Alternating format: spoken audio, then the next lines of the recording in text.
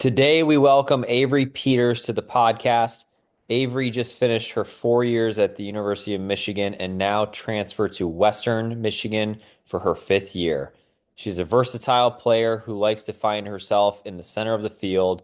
Avery gives a tremendous insight into what it takes to become a Division I soccer player, what her journey was like overcoming two ACLs back to back, and provides valuable life lessons.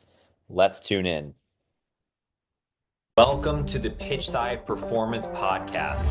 I'm Dr. Zach Atwood, a performance physical therapist, and alongside me is Elisa Barron, a sports performance coach from Michigan State University. We are both former college soccer players, passionate about helping athletes, coaches, and clinicians improve their rehab and performance. On this podcast, we'll dive into soccer-specific injuries, cutting-edge rehab techniques, and elite performance training tips. Plus, we'll bring on experts from the field of sports medicine, strength and conditioning, and nutrition, along with guest interviews from former players sharing their recovery and performance insights. Let's get you stronger, faster, and back on the field. All right, welcome back to the Pitchside Performance Podcast. We are very excited for today. We are bringing on a nice special guest, Avery Peters. Avery, welcome to the podcast. Thanks, guys. Thanks so much for having me. We are very excited for this to learn about you and your journey and really help our listeners as they're going through their journeys and getting back to the pitch. So welcome. So before we dive into, about your story of, overcoming some of your injuries that you've had in the past, just if you want to give our listeners just a little bit of a background about who you are, where did you play club soccer at? Where'd you go to college and what position are you? Hi everyone. I'm from Mason, Michigan, and I started playing soccer when I was 3. I begged my parents to let me play. They were like, "No, we don't want to start you until you're 5." And I'm like, "No, I want to play now." I played a lot of sports growing up, but I just love soccer more than anything. I played on TNT when that was still a thing, and then that folded. And then I played on Cap City until I was a sophomore in high school. And I committed to Michigan my sophomore year fall, going into my sophomore year of high school. So I played high school for 2 years, and then my coach at Michigan kind of wanted me to go and play with the Hawks for my last years to get to know 3 of my teammates, future teammates, because the Hawks had 3 girls who were going to Michigan too. So I left Cap City and stopped playing high school and played 2 years on the Hawks. And then after that, I went to the University of Michigan, played for 4 years there, and then I'm finishing up my 5th year at Western Michigan this coming fall. And I played, my positional story is crazy. I was a center back when I first started, then I was a forward, and then I kind of turned into a midfielder and played midfield forward in high school and at the Hawks. And then I got to Michigan and they're like, "You know what? You're going to become a center back." And I was like, "Oh, okay, lovely." So I played center back, but now Western wants me to play forward. So just wherever you need me, I guess. That's the definition of being an all-rounder, I would say. You can do it all. I sure can. In the summer, I know you played for Detroit City FC, and I know you've had your fair share of different positions there as well. Mostly in the center of the field, where I still believe you're one of our best players we've ever had there. So I love you. Love you too. Quick question. You mentioned you played multiple sports, right? What other sports did you play? I got a varsity letter in basketball, swimming, golf, soccer, obviously, track and field, and band. Marching band gives you a varsity letter, but I mean, I don't know if you think that's a sport. But yeah, so I was very busy in high school and I loved it. That's a very, very long list. Holy smokes. Wow. Wait, so what does that make you? So that's what is that, not a 5, is that 5 sport or is that a 6? Counting band, I think it might be 6, but we don't need to count band here. It's soccer. That might be a first. I don't know if I've met anybody with six sports. That's quite impressive. I would say I just really like working out. That's the problem. Can't blame you. Do you think that playing in all these different sports actually helped you in your development as a soccer player at all? Oh yeah, I mean, I kind of specialized pretty early, like seventh, eighth, ninth grade. I was like, no, I just want to play soccer. And then I tried out for basketball and I just like made the freshman team, had fun with it, and then kept just doing basketball and soccer. And then, um, what? Oh yeah, then I started dating my now fiance, Zach, also, and he played golf. So I was like, shoot, I'll join the golf team. Like, why not? So I did the golf thing. And then in the winter, my senior year, that's when I tore my ACL. So then I joined the men's swim team because I was like, well, I'll get some kind of exercise. I guess it's got to be good for me. And then I finished up running track because I'm like, well, this will get me in shape. So it definitely did help with my soccer. That is crazy. Wow. Tell me or tell us and the listeners, what are some of your favorite things about college soccer or being a D1 athlete? Obviously, you have Michigan as it's a big school, Power Five. What are some of your favorite memories or favorite things of being a student athlete? I would say it's just the camaraderie. Like, I think it's so awesome every day that I get to represent something more than myself with my best friends. And I like, going to practice is my favorite part of the day. So I look forward to seeing my friends, I look forward to training. But Michigan is just such an incredible place, and I've been so fortunate to have like they have unbelievable resources. They care about all the student athletes. Like whether you're a football player or a golfer or a soccer player, like it doesn't matter. Everyone's looking out for you. Everyone wants you to be successful. Um, and yeah, I mean, every time, like, it was my dream since I was like 5 to play soccer at Michigan. Like, I've always been a huge Michigan fan. My parents went there, and it's just always been like number one goal. And to actually get to put on Michigan stuff and put the Block M on and go play against Ohio State is just honestly a dream come true. Wow, I can only imagine how much work and dedication you put in during that time. Besides obviously playing all the other sports, what did you do to get there, to reach your goal? Was anything that you did specifically on the side, on your own? What did that look like? Yeah, I'm not gonna lie, I was terrible when I first started playing. Like so bad. All I could do was run. Like I I don't stop running, but all I can do is that. I tried out for TNT really late. I was going into sixth grade, and I was so nervous. I was like, "Oh my gosh, this is club soccer! Like, this is such a big deal." I had to give my parents like a PowerPoint presentation why I wanted to do it, all that good stuff. And I show up day one. No one even talked to me. I was like, "Great, good start, awesome." And then day two, after like the 2 hour practice or whatever. And no one came up to me still. I was like, well, this sucks. So I'm like, well, I'm sure that I like didn't make it or something. I didn't know. I've never done this before. And then a coach comes running up to me at the last minute. She goes, hey, someone just declined a spot on the team. Do you want to be on the team? I was like, oh, thanks. Your last choice. Lovely. So that's how it started. And I realized how bad I was when we had to juggle to 100 and I could get 3 in a row with my feet. And it was embarrassing. So I practiced. I got home from practice and whatever my coach told me, I worked on it that day. And I'm lucky enough to have a quite a large barn. I live kind of in the country, so it's a pretty large barn. And I worked at my dad's dental office every day for 2 hours to earn him putting in turf. So now we have turf in this barn. That's where I train. There's 4 walls, it's just like a great space. And I just spent hours upon hours in there. Honestly, I just loved it. Like I loved getting better. I loved coming up with drills and talking with my coaches to see what I needed to work on. And honestly, I did that all the way up from sixth grade to when I graduated. But yeah, no, that I think I put in a lot of time technically, but I didn't realize how tactically stunted I was just from joining so late. And when I got to the Hawks in Michigan, I was like, wow, I need to watch film. I need to watch soccer, because I grew up in a football family, so I've never watched soccer before. So I started watching a game a day also, which I think really helped me. That's awesome. I mean, I myself was also a late bloomer as well, as far as like getting into it. I think actually that was the same age. What are you like 11 or 12 in sixth grade?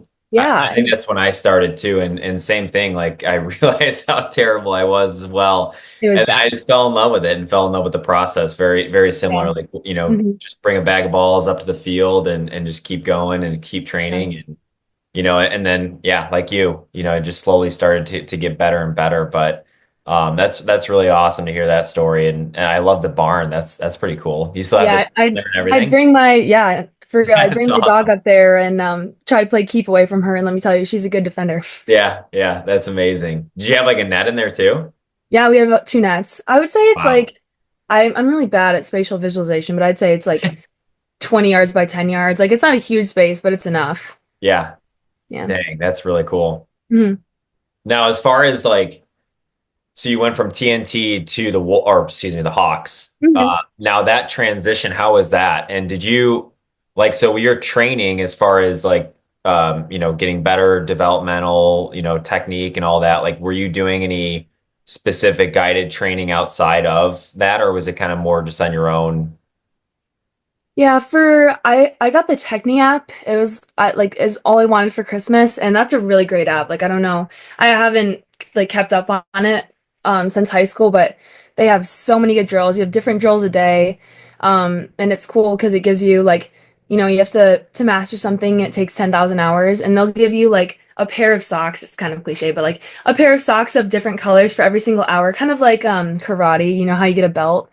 It's like that. And when you get to 10,000 hours, you get your black socks. So I was like rolled up this one day to like sophomore year of high school. No one has a clue. And I'm wearing my Technique black socks. I'm like, I mastered.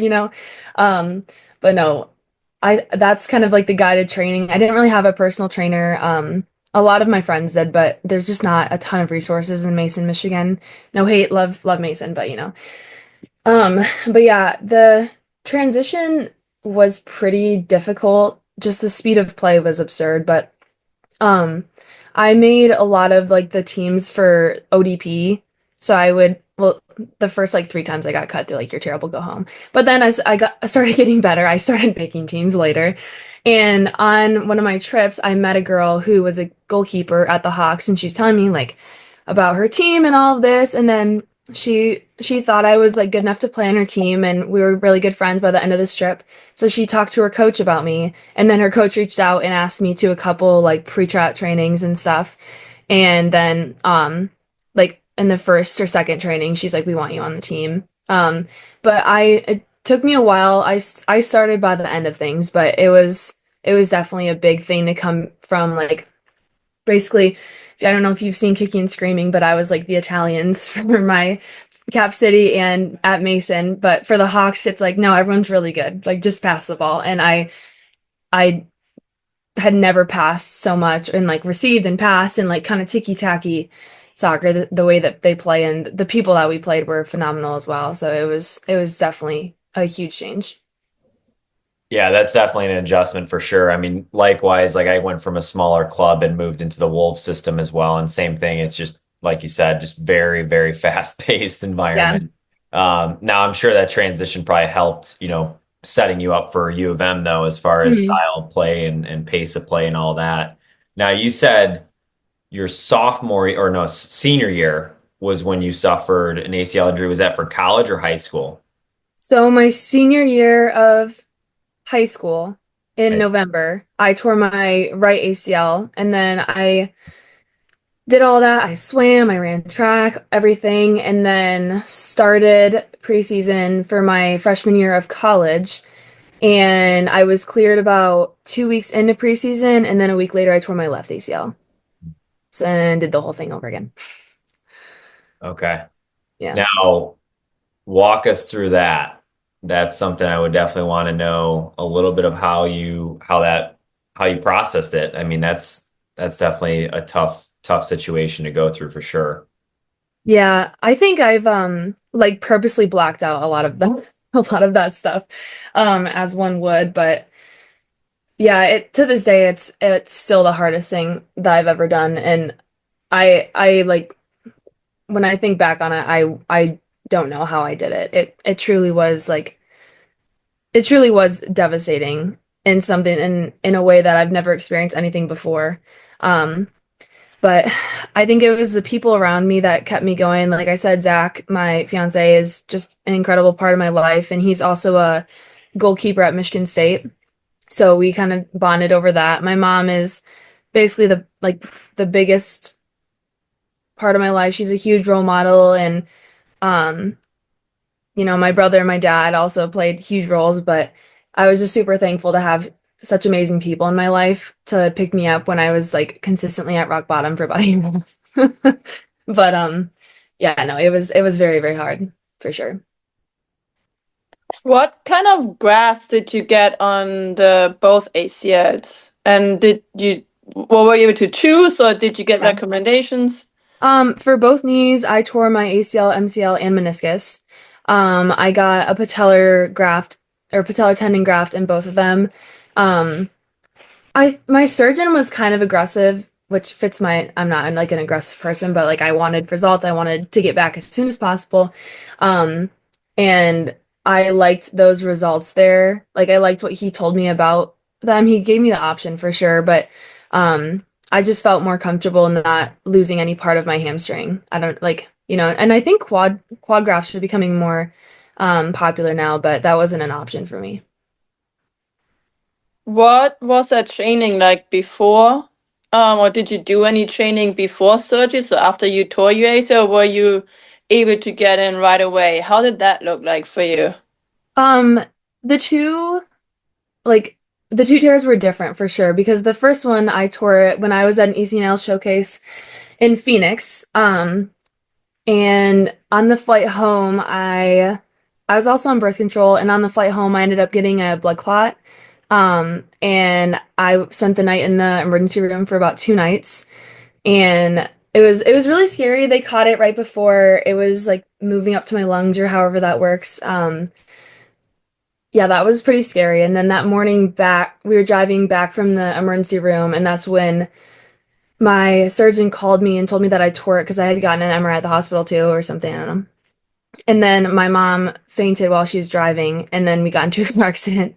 So that was kind of like a very traumatizing thing that I associated with the knee injury, which was just its own extenuating circumstances. So the first time I had to wait a while to get surgery just so the blood clot would go away. And there was a couple like stipulations on my recovery that I had to do because of the blood clot, and I was in a lot more pain. I couldn't really be on as much stuff. So it was really, really difficult, and I wasn't really able to do much before surgery, but you try to keep kind of active. Like I would still lift upper body, but the doctors told me not to do anything near that blood clot. But for the second, um I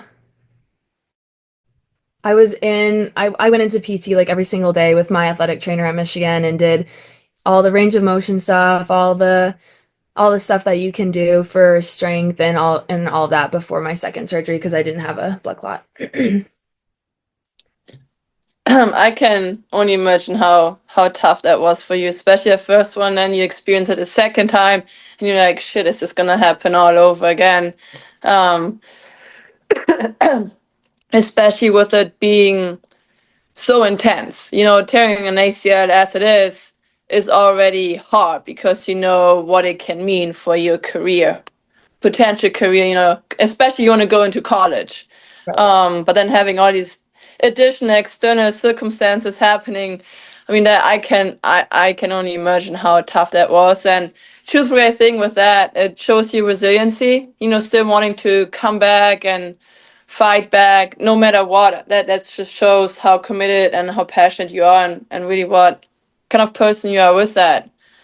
So my biggest respect for you, Avery, for overcoming that. And kind of want to move on from that pre-surgery and just tell me about that second ACL when you were in college. I know you have a lot of resources there between athletic trainer, nutritionist, sports psych, strength conditioning.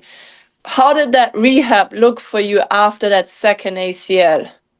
Yeah, it was a lot. And that was the year that my team won the Big Ten championship. So we went and we were Elite Eight. so I missed Thanksgiving with my family, which was really, really hard on me because, you know, it's something you look forward to and all of that. And I was the only one injured, and I spent a lot of time just alone and watching, and I've never done that before. Like for the first one, it was during COVID, so we weren't doing a ton, and Hawks were like an hour and a half away, so I didn't always go, but going and showing up every day in the cold, in the rain, in the heat, on crutches, watching every day was definitely difficult. I don't think I had ever felt that lonely before. Because you know, I wasn't with Zach. He was at Michigan State. My roommates and I we're super close now. They're my best friends, but you know, it takes time, and we were all going through our different things freshman year. Like we were all, I think, depressed. You know, just it's freshman year is such a transition and so difficult, I think. And I mean, I would go in every day before practice, probably get there at 1, practice was at 3:30. I'd spend about 2 hours doing rehab and then go to practice and then go to lift, and that was it for the fall.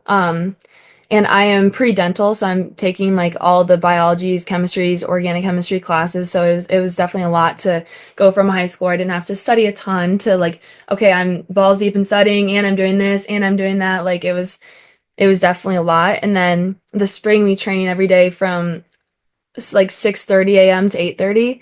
So I would get there early, do some prehab around like 5:30, and then I'd sit and watch through training, and then I'd go to our facilities, probably do like I'd lift with the team and then probably do another hour of rehab and then either soccer or running. So like when I wasn't cleared to play soccer, I'd condition, but if I could play soccer, then I'd go downstairs. We have like this pretty nice turf room that I just start training and passing and getting comfortable again.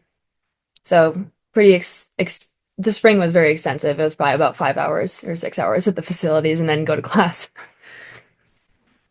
That's a commitment.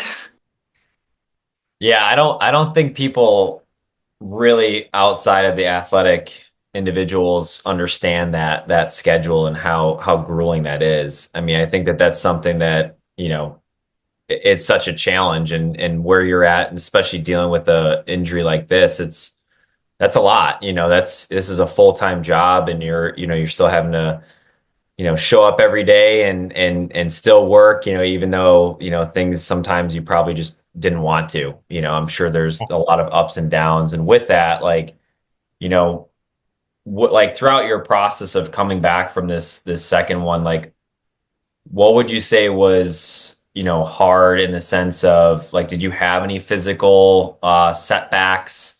You know, did you have like any mental setbacks as far as, you know, how you were feeling throughout the process? Like, how did that look for you?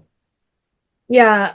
I was kind of one of those people who was too proud, you know, like I was like, I can do this all by myself. I don't need anyone. I'm a strong, independent woman, like whatever, all of that stuff.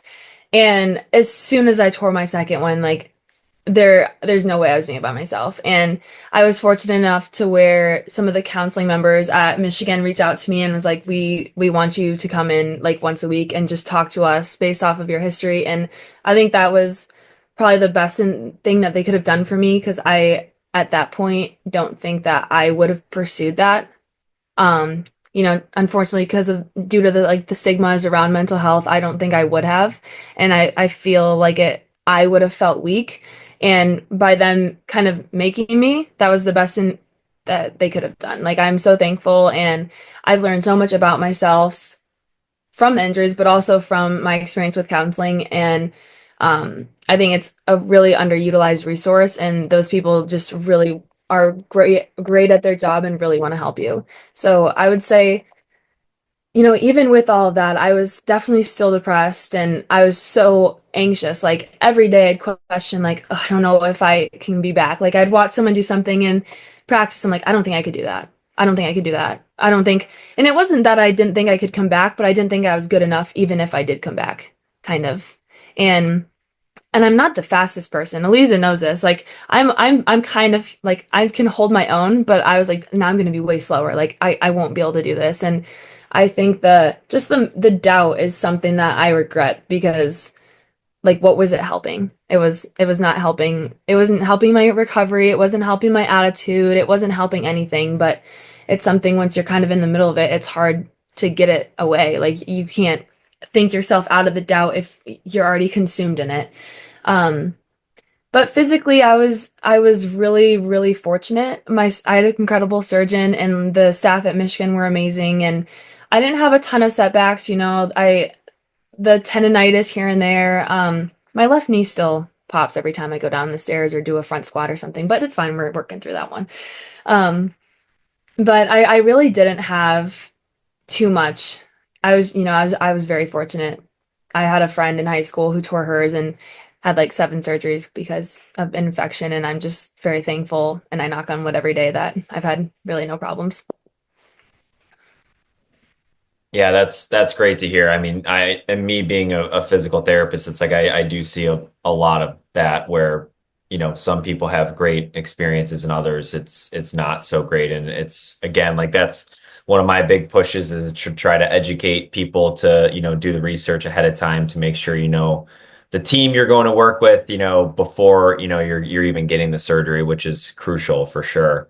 Kind of going back to some of the mental, barriers throughout this recovery. Like, I mean, I love that you shared that you went to counseling. I think that that's a huge, huge component that Elise and I are really trying to dive more into and really promote because it's critical, with these types of injuries and what people are going through. And it's not just a physical thing, it is a mental side as well. And so, I'm just curious of like, were there any like strategies, any coping strategies that you used often throughout your recovery? Anything that like, some of the counselors you worked with that provided you that you thought were really awesome resources? Yeah, I really found a lot of peace in journaling.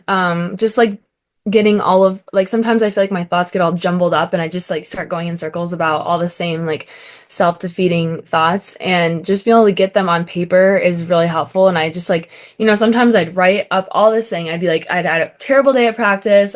I was having a setback and I'd be like, I can never do this. I'll never do this.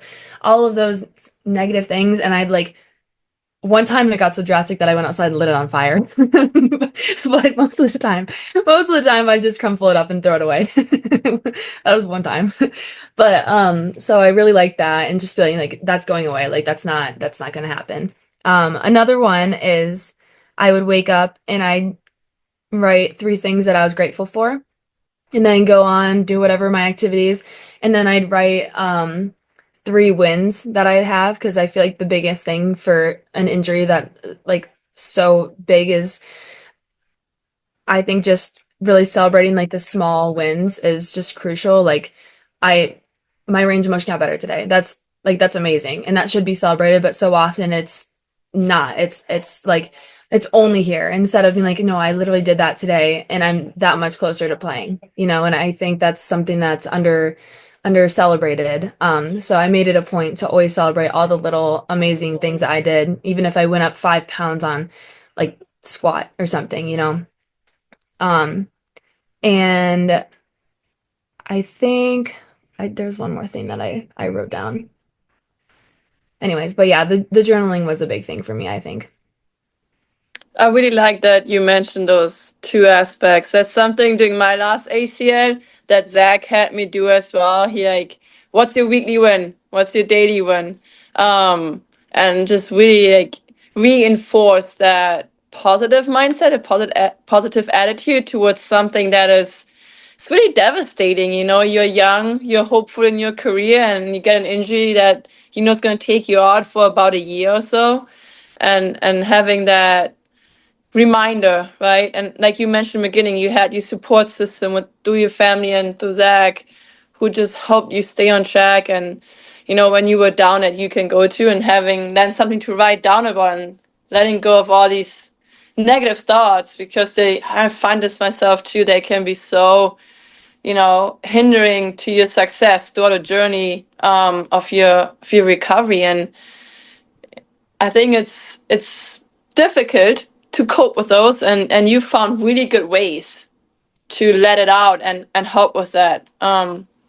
Now, looking ahead into the future, Avery, what are your goals? You mentioned you are obviously you're interested in dentistry and all that, which I think is super cool.